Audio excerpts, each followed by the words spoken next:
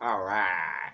Ladies and gentlemen, boys and girls, children of all ages, it is I, Jolting Joe, coming to you here on a Thursday afternoon in Houston, Texas, where it's about 100 degrees out here. Literally 100 degrees, because Texas, summer, it's freaking hot. First of all, what are you drinking and what are you smoking today? We have a My Father cigar, and there you go, which is the My Fathers are really good. The Jaime Garcia My Fathers, really good stuff. This one I believe is a Connecticut wrapper, but good stuff there. And then what are you drinking here? Let me pull it out of the koozie. So I got a. This is from a brewery in Katy, which is a suburb of Houston. It is called Cali Boy West Coast IPA, and you can see it there, I think, because there's a glare here, but there you go. And this won second place for double IPA in the Great American Beer Festival in Minneapolis here lately. So I'm gonna crack this sucker and put it in the old glass. There you go. You can see that. All right. So, cheers, everybody. Ooh, that's fucking good. Yeah, that's definitely a second place beer right there. That's damn tasty, is what that is. Mm. Ooh, the sun went behind a cloud. Praise be Jesus. All right, and SpongeBob and any other deities that you want to throw out there. So, all right, let's get into it. First of all, let me pull up my topics here. Um, and see what we got to work with. Because first, I think we're going to start with the U.S. We'll start with the U.S. Open. Actually, tell you what, let's start with this. So let's start with the Warriors and the NBA Finals. The Warriors closed out the Celtics in 6 games there in Boston to win their fourth title. Steph Curry, of course, was the MVP. This is his first Finals MVP ever. I know Durant won a couple of them. I can't remember who won it back there. It may have been Klay Thompson, I think, won the other one. But anyway, and so the Warriors are back on top. So if you're a Warriors fan, you're living on top of the world. If you're not a Warriors fan like most of us, yeah, fuck them. But I did have the Warriors in 6. They did win in 6. Probably should have bet that. I did not though. But man, what are you gonna do? But the Warriors kind of got off to a slow start and they just won. And they won it there in Boston. So your Warriors are your NBA champions. Real quick too, before we get into the U.S. Open, the College World Series is going on.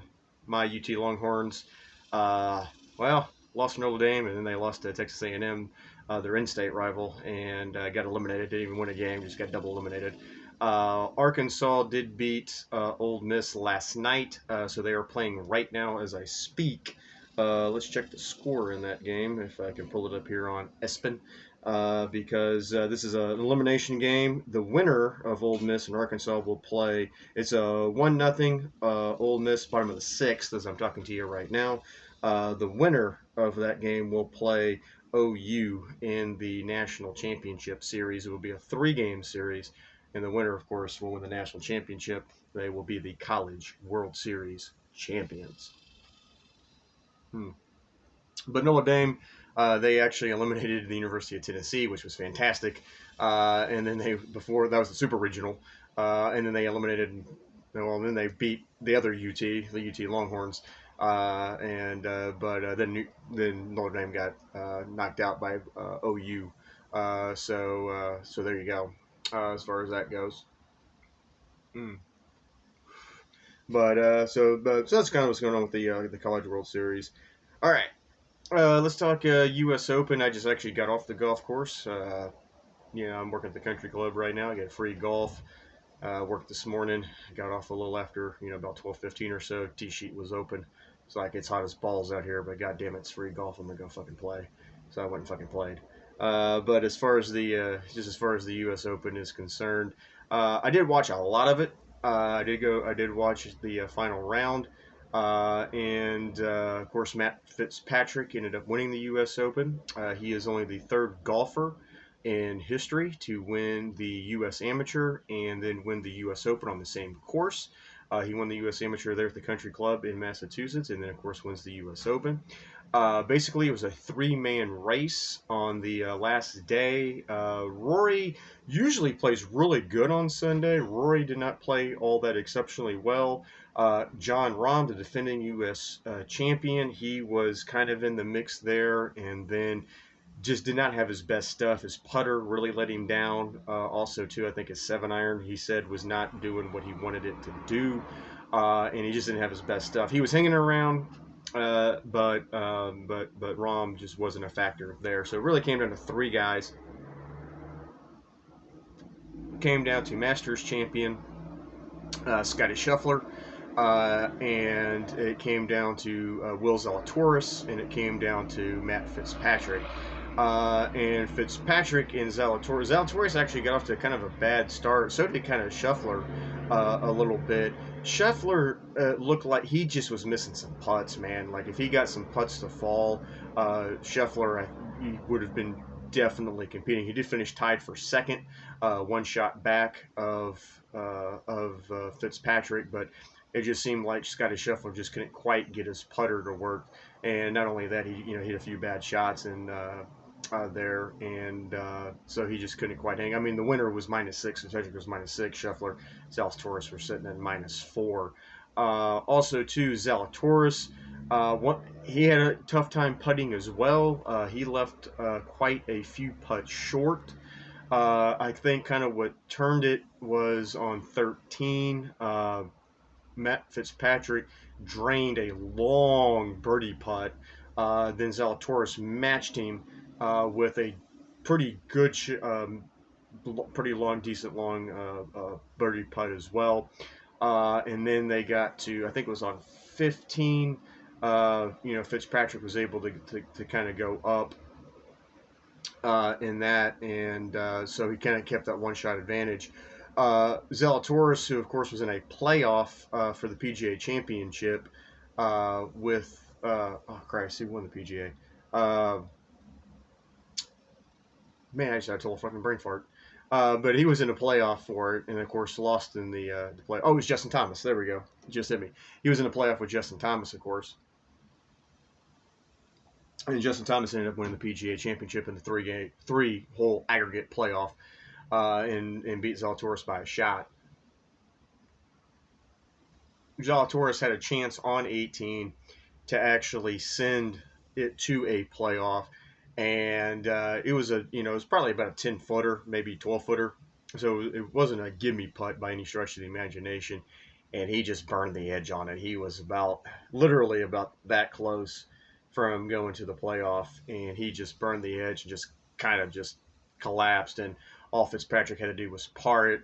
Zalatoris, of course, needed the birdie, did not get the birdie, and so Zalatoris, for the second major in a row, finishes in second place. So Zalatoris, I think, at some point is going to get over the hump and is going to win a major. I don't know if it's going to be the Open Championship or not, but he's been playing really well, and he's been kind of right there. And so he was just wasn't able to quite close the deal. And like I said, Fitzpatrick made some clutch putts and was able to save some drives, some bad shots that he hit, and were able to save it, and just played really phenomenal. And so Fitzpatrick was able to close it out and win the U.S. Open. So the U.S. Open was a really good deal. So that's kind of what happened with.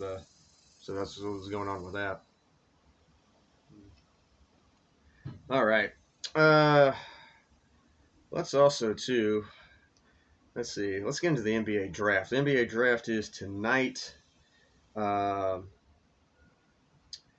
see. We got some. Let's see what the mock. So I can find the mock draft for ESPN. I'm sure Athletics got one too. All right. So here's the mock draft. This is what ESPN has. They've got the Orlando Magic taking Jabari Smith, number 1 overall.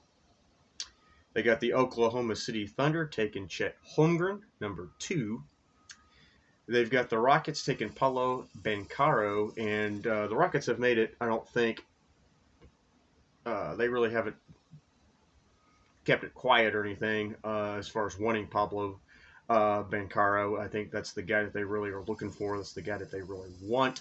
So are they going to? And the Rockets also traded Christian Wood to Dallas. Um, Also, too, Kenny Martin Jr. may want out as well, but Banchero kind of fits with Jalen Green and Kevin Porter Jr. That's kind of where I think the Rockets are heading, and I say that because being here in Houston, being a Rockets fan, I think that's kind of what they're looking for. So there has been some talk too of the Oklahoma City Thunder maybe going after Banchero and seeing if the Rockets would trade up to try and get the number 2 pick, but we'll see what happens with that. They got Jaden Ivey to the Kings, number 4. Keegan Murray to the Pistons at 5. Benedict Mathurin to the Pacers. The Trailblazers, Dyson Daniels. And then the New Orleans Pelicans taking Osman Ding. The Spurs taking Shannon Sharp. And then the Wizards taking Johnny Davis. There's your top 10. Let me see what the Athletics got, if they've got anything different here as far as the draft tonight. Let's see here. See if I can go to the NBA here. Okay. Yeah, let's see what the Athletics got. All right, they also have the Orlando Magic taking Jabari Smith, number 1. They also have Chet Holmgren to the Oklahoma City Thunder at number 2, and they also have Paulo Banchero to the Rockets at number 3. So the Athletic, also Jaden Ivey to the Kings, and then Keegan Murray to the Pistons. So this looks pretty much Pacers, Benedict Mathurin, Trailblazers with Shannon Sharp, Pelicans with Dyson Daniels, Spurs with Jalen Duren, and AJ Griffin to the Wizards. So not a lot of change between the mock drafts between ESPN and the Athletics. That's what you're looking at tonight for the NBA draft. So there you go. All right. So there's your draft talk, and we'll see what happens. But like I said, that's just kind of what's going on as far as that's concerned. All right. Let's see what else we got. Hasn't been too crazy as far as sports go. Stanley Cup playoffs. Just to kind of catch you up on that, the Avalanche did defeat the Tampa Bay Lightning last night in overtime, 3-2. The Avalanche beat Tampa in overtime in Game 1. Then they just blew them out in Game 2, 7-0. Tampa Bay came back and blew out the Avs in Game 3 to be down 2-1. And then last night it was 2-2. Like I said, goes to overtime, and the Avs get the overtime goal. So as far as the Stanley Cup playoffs, the Avalanche in the driver's seat, sitting at 3-1 lead. And Tampa Bay's just looking tired. They're just looking gassed. And you got to remember, they're back-to-back champions. Going for the three-peat. They have played a lot of hockey in the last 3 years, and I think it's just finally catching up with them. And I'm not a huge hockey guy, but from everything that I've heard from all the analysts and things like that, and you could tell it last night in that game that the Tampa Bay, they're just out of gas. So we'll see if Colorado can close it out on their home ice in Game 5, or if Tampa forces a Game 6 back in Tampa. We'll see how that goes, and I think they're playing tomorrow night. They might have 2 days off. I'm not 100% sure. Once again, let's bring up the old ESPN here and see what it says. Let's see here where we go. NHL, boom, boom, boom, and they're playing tomorrow night. So Game 5 is tomorrow night in Denver. So there you go. All right. Other news. The big news coming out of the NFL has to do, unfortunately, with my Washington Commanders. Um, Dan Snyder's in trouble again. Sexual harassment allegations. Congress did have hearings on it, and some of it was political grandstanding. Don't get me wrong. As far as that's concerned, Congress has a bunch of other issues to deal with. But the thing about it is Congress invited Snyder to come testify. He declined. They then asked him again. He said no. And so that just is a bad look right there to tell you, as far as that goes. The Commanders, and once again, I'm a Commanders fan, then had the audacity to put out a press release that says, oh, the media is trying to portray us as dysfunctional and this, that, and the other thing, and they're not looking at the progress that we've made over the last 2 years. The problem is that that progress was forced on the organization because basically everybody told Dan Snyder, if you do not change the name, we are not going to give you any funding for a new stadium. And so he wants a new stadium. They need a new stadium. FedEx Field's a piece of shit. They need to get the fuck out of there. They need to get closer to DC, whether on the Virginia side of the border or get back into the district. Now, the whole RFK thing is a little complicated because RFK is actually owned by the federal government. So it's actually not the city of DC's to give to the Commanders because they are going to tear RFK down. Once they tear RFK down, the plan was to build something on the footprint of our old RFK. But that has, like I said, that belongs to the federal government. It's not the city. It's not the city of Washington D.C. to give to the Commanders. So they've bought a piece of property in Virginia. They're looking at a smaller stadium, only 55,000, which the way the product on the field's been, I get, because they've got one of, if not still the biggest. Well, it depends with the Cowboys because the Cowboys can put a shit ton of people in that stadium, but I think officially the Cowboys hold 80,000 for football. Now they can get more folks in there than that, but I think officially it's 80,000 for football. FedEx Field does hold over 90,000 for football. So, like I said, I think Dallas can still get more folks in there, but FedEx Field is still at least number two, as at least the second biggest stadium. And obviously, they're not filling it up. And the reason they're not filling it up is because the product on the field is absolute garbage. All right, it's fucking hot garbage. It sucks. And there was a joke, about 3 years ago. I think when Gruden got fired, that cops, instead of writing tickets, they were giving out tickets to the football team's games, as punishment because that's how bad the team was. Uh,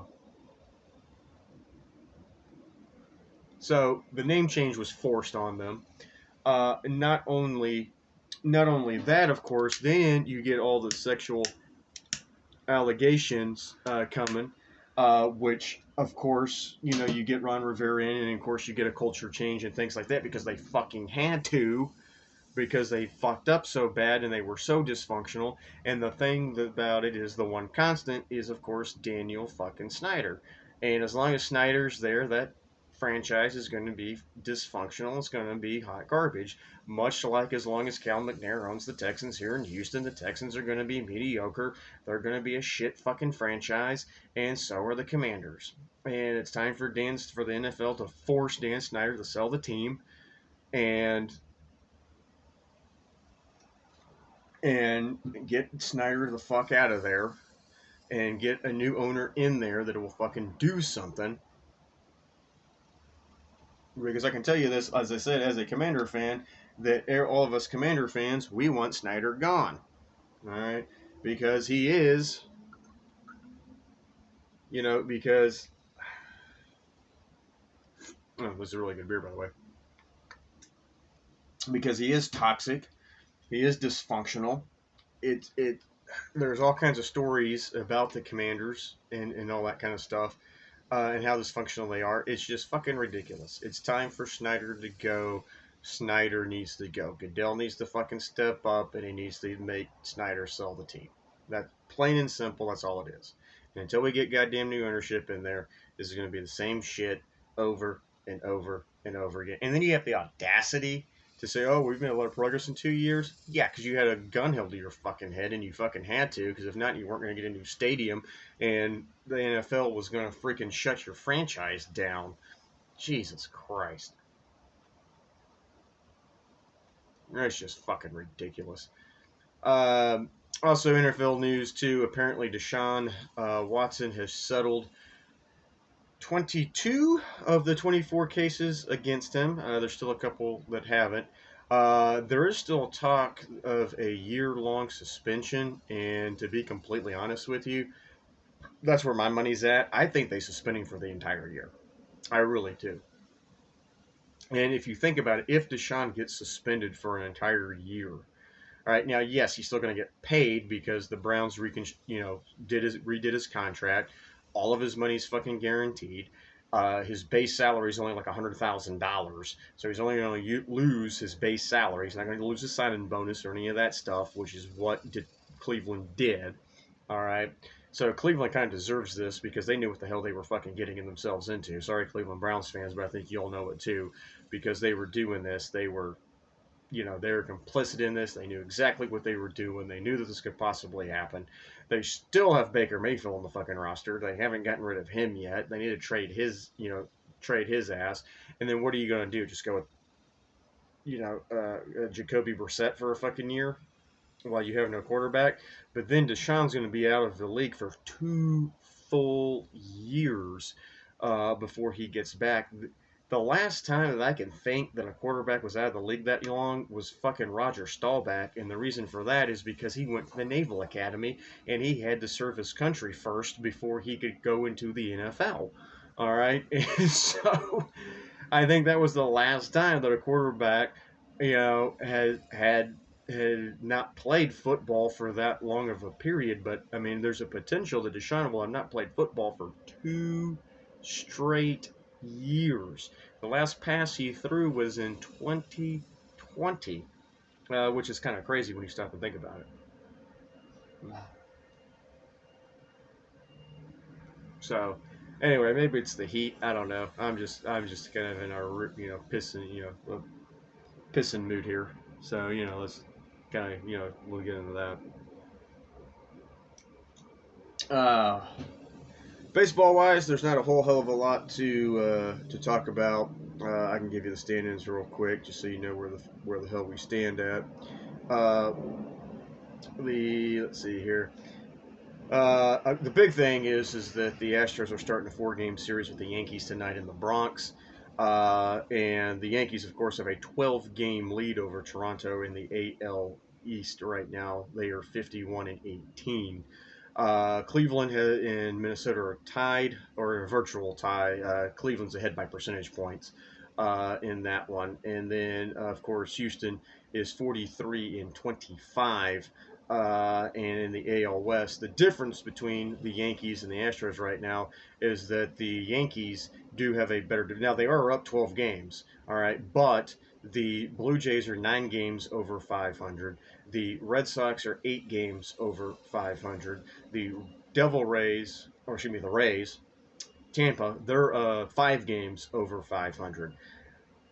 So the Yankees have been beating good teams, okay? And, I'm an Astros fan, but I got to give the Yankees their due here. Their pitching has been absolutely phenomenal. And also, too, they've been mashing the fucking hell out of the goddamn baseball.